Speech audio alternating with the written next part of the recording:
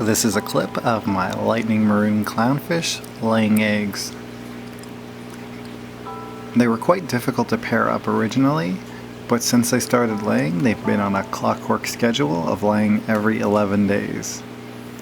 I didn't actually know what time it happened. I just happened to be walking by and saw this, so I quickly grabbed the camera. As I mentioned, they lay every 11 days. 7 days after they're laid, the eggs will hatch, and then after 4 more days, they're going to start laying another clutch. This was the 4th time they laid, and they've since already laid the 5th clutch, and it was pretty much the same time as this. It's actually kind of amazing how much of a clockwork schedule they're on.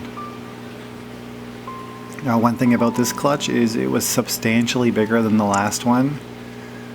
Part of that is they're just new to laying eggs, so there's a little bit of variability on how many get laid.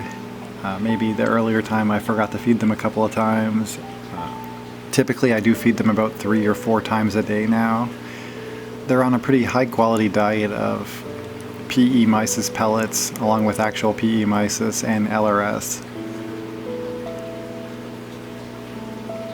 Another thing I think that happened is the previous clutch, a lot of the eggs probably fell off the rockwork.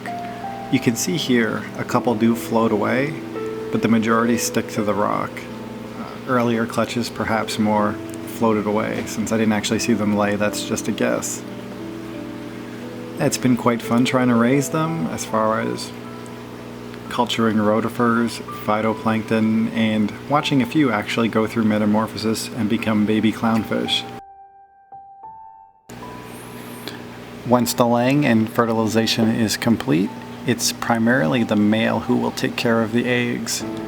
He constantly fans them to keep them clean and get the right amount of flow, but the female also doesn't stray too far. They just have the one damsel as a tank mate, and the female usually harasses him regardless of the egg situation.